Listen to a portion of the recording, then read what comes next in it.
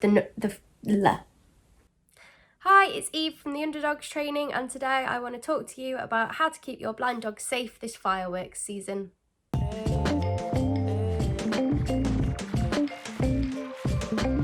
Did you know that dogs can hear higher pitches than us? Up to 3 times higher? They are also able to hear between 5 and 15 decibels lower than us in sound intensity as well. Just to put that into perspective for you, the sound of our breathing is around about 10 decibels, the sound of a hairdryer is around about 90 decibels, and the sound of fireworks is about 140 decibels. So what does this mean for our blind dogs? Well, when a dog goes blind, they tap into their other senses a lot more. So their hearing and their sound senses can be far more sensitive than they were when they could see. And a lot of that as well is due to the fact that they can't see danger happening. They can only hear loud bangs. And that would be pretty scary for anyone.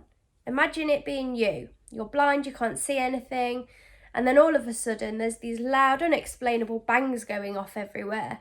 That would stress you out too, right? Now, there are some things that we can do pre-fireworks season to help our dog acclimatise to the noises and the sounds of the fireworks. If your dog is extremely noise sensitive though, I would recommend speaking to a vet or consulting a local behaviourist about this. Firstly, search for dog fireworks sounds on YouTube and play the video as quietly as you possibly can so that you can probably barely even hear it. In the meantime, I would like you to play with your dog, give them distractions to keep them busy. So that could be play, that could be a bone, a chew, that could be some mental stimulation toys, anything that's going to keep them happy and distracted just while the sounds are going off in the background.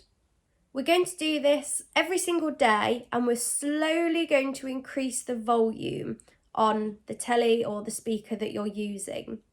It's also worthwhile downloading a free decibel app just so that you can keep an eye on the sounds, how loud they are, and then you'll know sort of how much to increase it by each day, and you'll know what level your dog's comfortable with.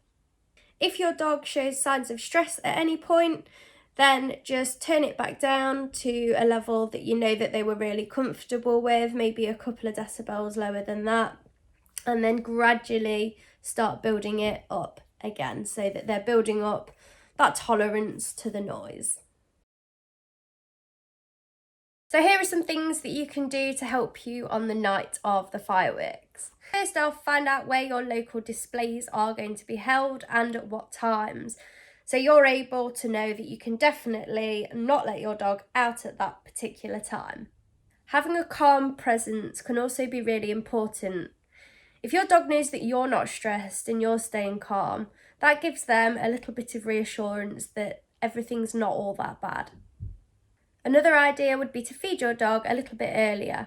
When dogs are stressed, they won't eat. So if we leave it too late and the bangs are happening, we don't want to risk them missing their dinner. Also, try and take your dog out earlier in the night to the toilet. What we don't want is for your dog to go outside to the toilet for a really loud bang to go off and for them to get terrified. I know this one can be quite difficult as you don't want them to urinate in the house either, but it's really important that we keep them safe and calm. Make sure all your doors and windows are shut just to reduce the sound level even further.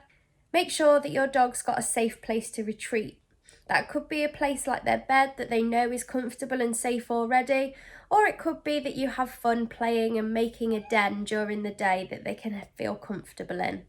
Dogs do show signs of stress, such as pacing, licking, yawning. There are other signs too, but it's really important that we let our dog carry out certain behaviours.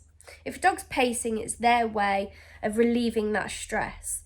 If you try to stop them and hold them, you might think that you're doing the right thing, but actually that can stress your dog even more. So it's really important to let them do what they feel they need to.